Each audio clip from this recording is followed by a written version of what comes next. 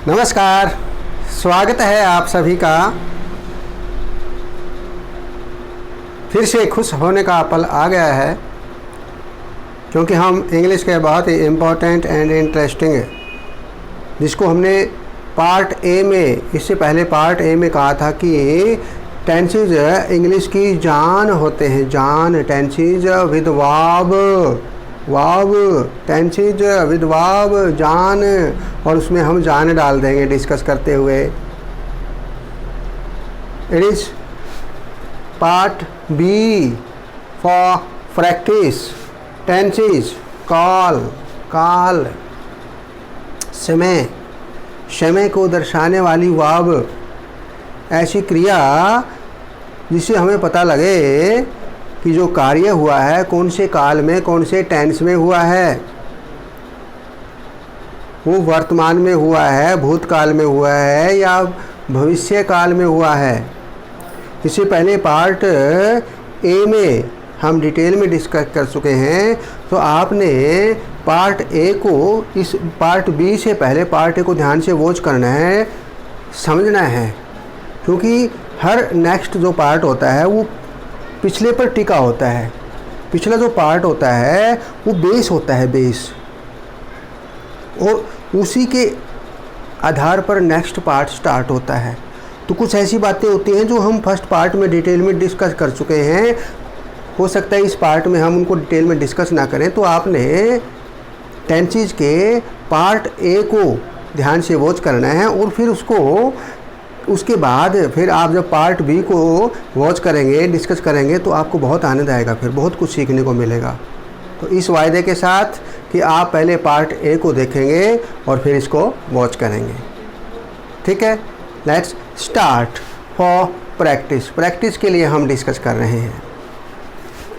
इससे पहले वाले पार्ट में हमने डिस्कस किया था कि past tense, present tense, present tense and future tense, 3 tense, 3 है काल, यानी 3 कैटेगरीज में इनको बांटा गया है, 3 में। और इनकी जो सब कैटेगरीज हमने डिस्कस की थी वो है 12। कितनी है? 12। 4 + 4 + 4। पास्ट टेंस की 12 हैं, पास्ट टेंस की 4 कैटेगरी है, प्रेजेंट टेंस की 4 कैटेगरी है, और फ्यूचर टेंस की 4 हैं। और वो डिटेल में हम पार्ट ए में, इससे पहले वाले पार्ट में डिस्कस कर चुके हैं डिटेल में। वो आपने ध्यान से वॉच करना है। हमने ध्यान से इन सभी को पढ़ा था। Indefinite, continuous, continuous, perfect, perfect continuous, detail में हम पढ़ चुके हैं। ठीक है, और हमने पार्ट ए में 3 टेंसेज का कंपैरिजन के रूप में डिस्कस किया था। तुलनात्मक अध्ययन किया था, तुलना की थी आपस में उनकी। किसकी तुलना की थी? प्रेजेंट इंडेफिनिट की, पास्ट इंडेफिनिट की एंड फ्यूचर इंडेफिनिट की आपस में कंपैरिजन किया था, तुलना की थी, और बहुत कुछ सीखा था हमने। और उसी आधार पर इन तीनों टेंसेज में, अर्थात future indefinite, present indefinite and past indefinite में कुछ ऐसी बातें हैं जो हम दोबारा डिस्कस करेंगे, क्योंकि मैं आपको अंधेरे में नहीं रखना चाहता। ये नहीं है कि टेंसेज रट्टा लगाने से सीख जाएंगे, डिस्कस करना पड़ेगा और समझना पड़ेगा, नहीं तो फिर तुक्का लगाना पड़ता है, अंदाज़ा लगाना पड़ता है। यदि हम रट्टा लगाएंगे तो समझना है आपने। तो कुछ ऐसी बातें हैं जो हम पार्ट ए में भी हमने डिस्कस की थी, अब पार्ट बी में फिर दोबारा उनको डिस्कस करेंगे, ताकि आपको ये तीनों पार्ट, सब कैटेगरी हैं जो टेंसेज की, present indefinite, past indefinite and future indefinite, ये जो 3 सब कैटेगरी हैं, इनको आप, इनके जो सेंटेंसेज हैं उन किसी प्रकार का कन्फ्यूजन आपको ना रहे। एक बात तो जो हम देखते हैं, जैसे ये हमने क्लियर कर लिया था फर्स्ट पार्ट में, सब्जेक्ट आता है सबसे पहले, फिर वर्ब, उसके बाद ऑब्जेक्ट पार्ट आता है। ये क्लियर कर लिया। दोबारा आप उस पार्ट को जब देखेंगे ए को, तो ये बातें समझ में आ जाएंगी। उसके बाद देखें हम, कबीर हॉकी खेलता है, अध्यापक पाठ पढ़ाता है, वह स्कूल जाती है। तो ये ता है, ती है, ता हूँ, ते हैं जब सेंटेंस में आएंगे, जब हम हिंदी में पढ़ेंगे तो हमें पता लग जाएगा कि प्रेजेंट इंडेफिनिट टेंस का ये सेंटेंस है। ये क्लियर हो गया था। अब इसमें देखते हैं, यहाँ हमने जो वर्ब है फर्स्ट PLAY प्ले, इसके साथ एस ऐड कर दिया है, ठीक है। और इसमें जो वर्ब है टीच, TEACH, इसमें हमने ES ऐड कर दिया है। और इसमें जो गो है, वर्ब गो, जाना, गो, तो इसके साथ हमने ES ऐड कर दिया है, ठीक है ना। इसी प्रकार हम देखते हैं कि राइज जो वर्ब है, राइज, इसके साथ भी हमने इसके साथ ES नहीं ऐड किया है, इसके साथ क्या ऐड किया हमने, केवल S ऐड किया है, इसके साथ S ऐड कर दिया है हमने, देखो, ठीक है। और इसमें ES, इसमें ES, इसमें S। और इससे पहले वाले पार्ट में देखा था हमने, कई ऐसी वर्ब भी थी जिसमें हमने S या ES ऐड नहीं किया, यानी कई वर्ब ऐसी होते हैं जिसमें हम S या ES प्रेजेंट इंडेफिनिट में ऐड नहीं करते। उसी बात को हमने ध्यान से समझना है, ठीक है ना। अब जैसे यदि मैं ये कबीर की जगह आई लिख देता हूँ, यहाँ पर कबीर की जगह आई लिख देता हूँ, मैं हॉकी खेलता हूँ, यहाँ तो हम लिख रहे हैं कबीर हॉकी खेलता है, कबीर प्लेज हॉकी, ठीक है। यदि मैं यहाँ ये लिख देता हूँ कि मैं हॉकी खेलता हूँ, तो फिर इसका जो सेंटेंस इंग्लिश में बनेगा उसका वो बनेगा आई प्लेज नहीं, प्लेज ऐसे नहीं लगाएंगे, फिर लिखेंगे हम आई प्ले हॉकी, फिर प्ले आएगा। तो ऐसा क्यों है? प्रेजेंट इंडेफिनिट में हमने ये बात सीखनी है।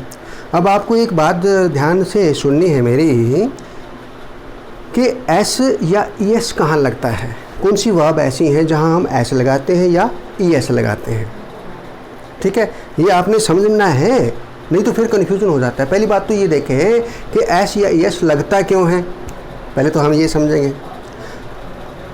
अब आपने ये बात समझनी है कि S या ES फर्स्ट वो फॉर्म के बाद क्यों लगता है, और ये सिर्फ प्रेजेंट इंडेफिनिट में ही लगता है, पास्ट में या फ्यूचर में या किसी दूसरे टेंस में नहीं लगता। ये भी ध्यान रखना है आपने, प्रेजेंट इंडेफिनिट में या सिंपल प्रेजेंट में S या ES लगता है, और कई बार नहीं भी लगता, ठीक है। तो इसके बारे में डिस्कस हम कर रहे हैं। अब देखते हैं हम, जब सब्जेक्ट के रूप में थर्ड पर्सन सिंगुलर आ जाए, थर्ड पर्सन यानी अन्य पुरुष और सिंगुलर एक वचन आ जाए, जैसे ही, HE, ही, सी, इट, या कोई सिंगल नेम है किसी का, मोहन, सोहन, अकबर, बीरबल, अनवा, शीतल, पूजा, ये सिंगल नेम आ जाए किसी का, ही, सी, इट, या सिंगल किसी का नेम आ जाए, किसी स्थान का नाम आ जाए सिंगल, तो हम फिर फर्स्ट वर्ब के साथ प्रेजेंट इंडेफिनिट में S या ES लगाते हैं। और यदि सिंगुलर थर्ड पर्सन ये ना हो, फिर कोई और दूसरे सब्जेक्ट के रूप में आई है, वी है, दे है, या प्लूरल है, फिर हम फर्स्ट फॉर्म लगाते हैं, उसके साथ S या ES नहीं लगाते। ये तो आप क्लियर हो गया सबको। अब बात करते हैं कि S कहाँ लगता है और ES कहाँ लगता है। एक तो आपने देखना है, यदि वर्ब के पीछे पहले से ई लगा हुआ है, जैसे टेक है, TAKE, टेक, MAKE मेक, ठीक है ना। तो ऐसी बहुत सी वर्ब मिलेंगे आपको जिसके पीछे पहले से ही ई लगा मिलेगा आपको। तो जो पहले से ई लगा हुआ है वहाँ तो सिर्फ आपने S ही लगाना है, ठीक है। अब और भी बहुत सी वर्ब हैं जिसके साथ सिर्फ S लगता है। अब हमने एक बात समझनी है कि यदि हमें ये पता लग जाए कि ES कौन सी वर्ब के साथ लगता है, तो फिर हमें अपने आप समझ में आ जाएगा कि इन वर्ब के साथ तो हम ES लगाएंगे, और इनके अलावा जो बाकी वर्ब हैं, चाहे वो कितनी भी हैं, 1000 हैं, 2000 हैं या लाख हैं, कितनी भी वर्ब हैं बाकी बच जाती हैं, इनको छोड़ करके फिर उनके साथ हम S लगाएंगे, ठीक है ना। तो पहचान हमने किसकी याद रखनी है, जहाँ ES लगता है, क्योंकि ES का यदि हमें नॉलेज होगा कि हमें यहाँ ES लगाएंगे, फिर बाकी जो वर्ब बच जाती है वहाँ हम केवल S लगाएंगे। लेकिन एक ध्यान रखना है आपने, ES या S लगता तभी है जब फर्स्ट यानी सब्जेक्ट के रूप में सब्जेक्ट के रूप में थर्ड पर्सन सिंगुलर हो, ही सी इट या कोई सिंगल नेम है किसी का, तभी एस या ई एस लगता है, नहीं लगता नहीं। दूसरे यदि सब्जेक्ट आते हैं, आई है, वी है, दे, फिर एस या ई एस नहीं लगता। ये मैं जोर दे करके इसलिए कह रहा हूँ कि आपको ये बात क्लियर हो जाए कि हम हर वाव के साथ हर समय एस या ई एस नहीं लगाते। सब्जेक्ट जब सिंगुलर आएगा, थर्ड पर्सन आएगा, तभी एस या ई एस लगाएंगे।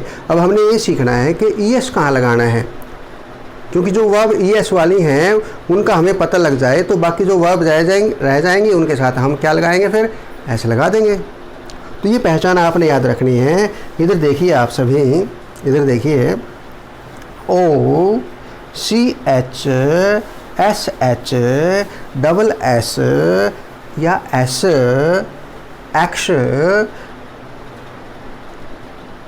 दोबारा देखें, O C H S H double S S या एक्स, इनका मतलब क्या है, यानी किसी वर्ब का लास्ट पार्ट, यदि इनमें से कोई एक है लास्ट पार्ट, पिछला हिस्सा वर्ब का, तो फिर हम ई एस लगाएंगे,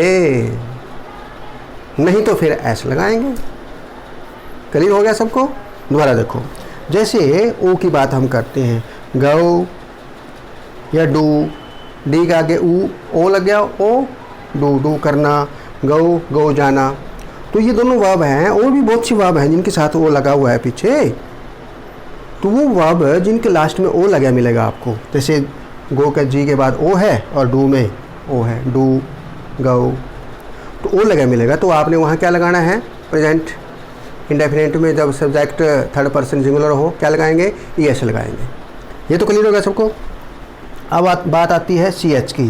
जैसे टीच है, टी ई ए सी एच, लास्ट में क्या है, सी एच है, और इसमें भी एक वर्ड लिखा हुआ जैसे टी ई ए सी एच, तो हमने यहाँ पहले से ही ई एस लगाया हुआ है। तो जब लास्ट में सी एच आ जाएगा तो भी ई एस लगाएंगे, ठीक है। और एस एच आ जाए तो जैसे पुश है, पुश धकेलना, P U S H, last में एस एच आ गया तो भी ई एस लगाएंगे। और भी बहुत, ये नहीं है बस यही वर्ब हैं, बस 2-4 जिसमें एस एच या सी एच लगो, बहुत सी वर्ब हैं। ये तो एग्जाम्पल के रूप में लिया है हमने। बस जैसे टीच में सी एच लगा हुआ है, पुश में एस एच लगा हुआ है, तो ई एस लगा देंगे, ठीक है। अब डबल एस है, जैसे पास, पी ए डबल एस पास, इसमें ई एस लगा देंगे। इसी प्रकार कोई ऐसी वर्ब आती है जिसमें एस लगा हुआ है लास्ट में, ठीक है ना, तो उसमें ई एस लगा देंगे। एक्स है, जैसे tax, T x tax, tax जो होता है टी एक्स नाउन के रूप में भी आता है, कर, और कर देना, जैसे हम कहते हैं ना, हम कर देते हैं किसी कार्य के बदले में, जैसे, तो कर देने से रिलेटेड, टैक्स देने से रिलेटेड, जब हम इसको वर्ब के रूप में यूज़ करेंगे, नाउन के रूप में यूज़ करते हैं हम टैक्स को, और वर्ब के रूप में, जब वर्ब के रूप में यूज़ करेंगे तो हम प्रेजेंट इंडेफिनिट में ई एस लगा देंगे।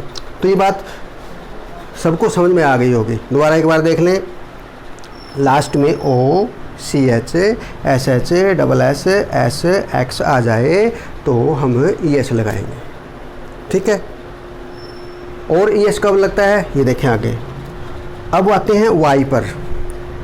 वाई, यदि लास्ट में वाई है और वाई से पहले कॉन्सोनेंट आ जाए, कॉन्सोनेंट अर्थात व्यंजन, जैसे ये वाई है, वाई से पहले आर है, इसमें क्राई, आर तो कॉन्सोनेंट है, वावल तो नहीं है, ये स्वर तो नहीं है ना, स्वर तो ए आ ई ऊ ए ओ, ये है ओ की आवाज़, ई की आवाज़, ऊ की, ये है वावल, तो ये तो आर है, रे तो कॉन्सोनेंट है, व्यंजन है, तो वाई से पहले आर आ जाए, या ट्राई आर आ जाए, या फ्लाई में वाई से पहले एल आ जाए, तो कॉन्सोनेंट आ जाए, तो फिर भी हम क्या लगाएंगे, ई एस लगाएंगे। लेकिन ई एस लगाने से, वाई वाला जो वर्ड है उसमें ई एस लगाने से पहले एक बात हमने सावधानी के रूप में याद रखनी है, सावधानी रखनी है। उसमें क्या कि वाई वाला जो वर्ब होगी उसमें हमने वहाँ से वाई को हटाना पड़ेगा पहले, ठीक है ना। वाई को हटा करके वहाँ पहले उसकी जगह आई करेंगे, क्या करेंगे, आई, ठीक है, और फिर ई एस लगाएंगे,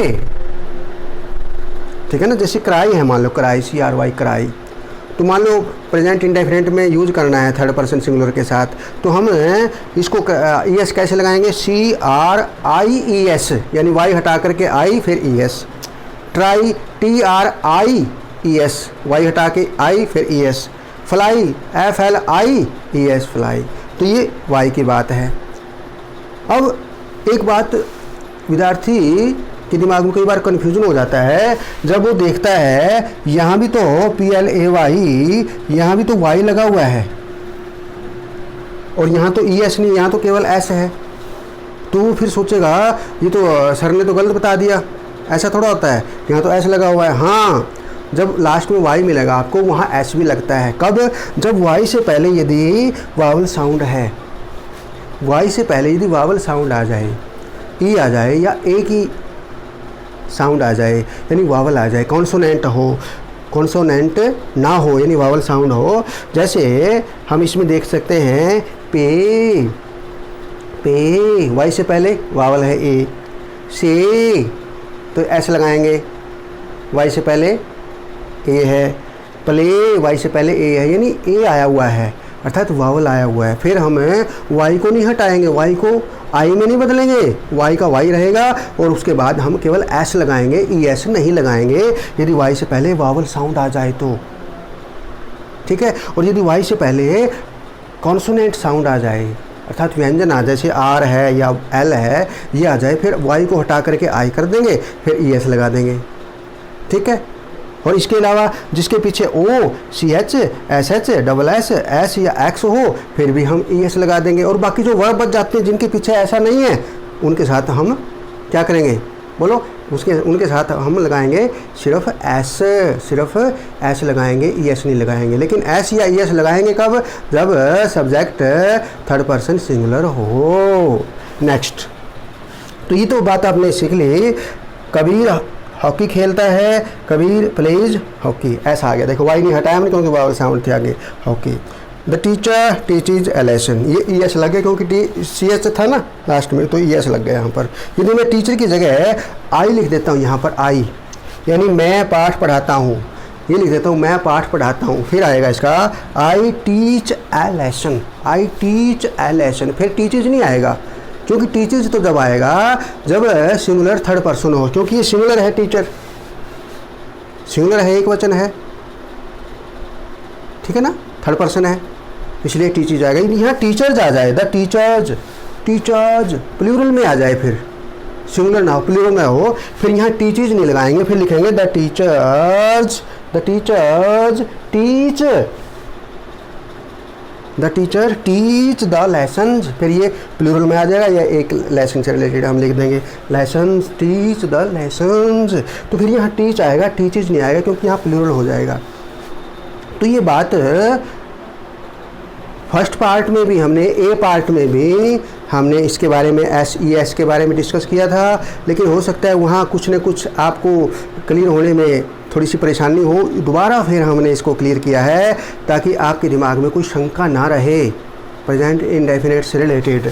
और इसी प्रकार हमने देखा था डज नॉट नेगेटिव सेंस में हम कब लगाते हैं, जब थर्ड पर्सन सिंगुलर हो डज नॉट लगाते हैं, फिर फर्स्ट फॉर्म लगाते हैं, पिछले हमने पार्ट में किया था।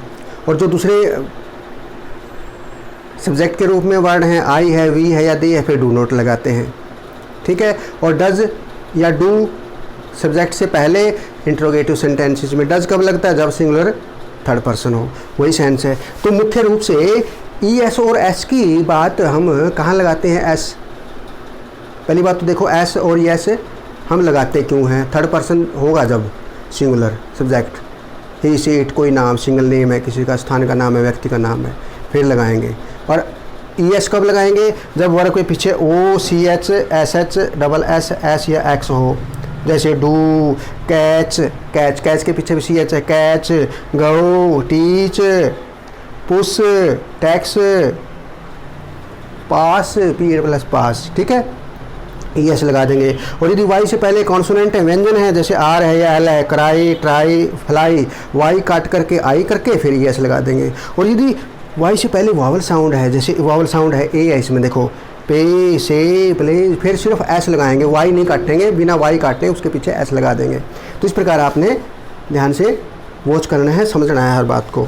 आगे फिर देखते हैं हम, वह स्कूल जाती है, शी गोज टू स्कूल। देखो गो के साथ हमने ईएस लगा दिया, गो ओ लगा ना लास्ट में, ईएस लगा दिया। यदि यहाँ सी की जगह आई हो जाए फिर लिखेंगे आई गो टू स्कूल, मैं स्कूल जाती हूँ या मैं स्कूल जाता हूँ, फिर आई गो टू स्कूल हो जाएगा, आई गो टू स्कूल। वह शी गोज टू स्कूल। लड़के के लिए आ जाए ही गोज टू स्कूल, ये आएगा प्रेजेंट इंडेफिनिट में। सूर्य पूर्व से निकलता है, the sun rises first form आ गई, राइज इसके साथ ये तो पहले से ही लगा हुआ है तो ऐसो लगा देंगे, the sun rises in the east, पूर्व से निकलता है। नेहरू जी का 1964 में स्वर्गवास हुआ आ की साउंड आ गई, पास्ट इंडेफिनिट, जिसमें कौन सी वाव की फॉर्म लगाते हैं हम, सेकंड लगाते हैं। नेहरू जी डाइड, स्वर्गवास हो गए अर्थात वो गुजर गए, मर गए, स्वर्ग सिधार गए। डाई मरना, DIE die, DIE die, second form died, ठीक है। नेहरू जी डाइड इन 1964, ये होगा पास्ट इंडेफिनिट। क्योंकि हम इस पार्ट में भी, बी पार्ट में भी और ए पार्ट में भी हमने सिर्फ 3 टेंसेज जो सब कैटेगरी है टेंस की, प्रेजेंट इंडेफिनिट, पास्ट इंडेफिनिट और फ्यूचर इंडेफिनिट, इसका डिस्कस किया था पार्ट ए में। और बी में भी हम दोबारा रिवीजन के रूप में इनका ही डिस्कशन कर रहे हैं, किसका, प्रेजेंट इंडेफिनिट का, पास्ट इंडेफिनिट का और फ्यूचर इंडेफिनिट का। बाकी के जो टेंस हैं उनका अगले पार्ट में डिस्कस करेंगे। नेक्स्ट, मैं अगले सप्ताह पानीपत जाऊंगा, मैं जाऊंगा, गागेगी, फ्यूचर इंडेफिनिट। क्या लगेगा इसके साथ, विल लगेगा। क्या लगेगा, विल लगेगा, हेल्पिंग वर्ब के रूप में कोई भी है, ठीक है। आई विल, शैल भी लगाते हैं हम गागेगी सेंस में, लेकिन वो एज अ मॉडल ऑक्सिलरी के रूप में यूज़ होता है। अब हर सब्जेक्ट के साथ हम विल का ही प्रयोग करते हैं। मॉडर्न इंग्लिश, ब्रिटिश और मॉडर्न इंग्लिश की यदि हम बात करते हैं तो आई विल गो, मैं जाऊंगा, कहाँ, टू पानीपत, ये टू लगा दिया हमने साथ में गो के साथ, उस स्थान को इसके साथ कनेक्ट करने के लिए, गो टू पानीपत। कब जाऊंगा, अगले सप्ताह, नेक्स्ट वीक। तो भविष्य की बात जब हो, आने वाले समय की बात हो तो हम विल का प्रयोग करते हैं और उसके साथ फर्स्ट फॉर्म का प्रयोग करते हैं। प्रेजेंट में, प्रेजेंट इंडेफिनिट में फर्स्ट फॉर्म का प्रयोग करते हैं और पास्ट इंडेफिनिट में सेकंड फॉर्म का प्रयोग करते हैं। पास्ट इंडेफिनिट में सेकंड का। जब पास्ट इंडेफिनिट में नेगेटिव सेंटेंस हो जाए, फिर उसमें हम डिड नॉट लगाते हैं और फिर फॉर्म फर्स्ट हो जाती है, सेकंड नहीं रहेगी। और फ्यूचर इंडेफिनिट में नेगेटिव सेंटेंस में हम विल के साथ नोट लगाते हैं और फर्स्ट फॉर्म लगती ही है इसमें फ्यूचर इंडेफिनिट में, ठीक है ना। और ये हमने कैटेगरी 3 देखी थी, ये सेंटेंस से रिलेटेड, फॉर्मेटिव सकारात्मक जिसमें नोट या प्रश्नवाचक नहीं होता, नेगेटिव जिसमें नोट लगा होता है साथ में, प्रेजेंट में डज नॉट या डू नॉट, पास्ट में डिड नॉट और फ्यूचर इंडेफिनिट में विल नॉट, ठीक है। और इंट्रोगेटिव में क्वेश्चन मार्क लगता है लास्ट में, जिसमें डू या डज या डिड या विल सबसे पहले अर्थात सब्जेक्ट से भी पहले लगती है, उसके बाद फिर आगे सेंटेंस को हम कंप्लीट करते हैं। तो इस प्रकार आपने देखा, it is part B for practice related to tenses, part B. इसी प्रकार खुशी खुशी मेरे साथ डिस्कस करते रहिए, टेंसेज से रिलेटेड आपकी समस्याएं अपने आप ही दूर होती जाएंगी, because it is rightly said, practice makes a man perfect. Okay, thank you for watching this video.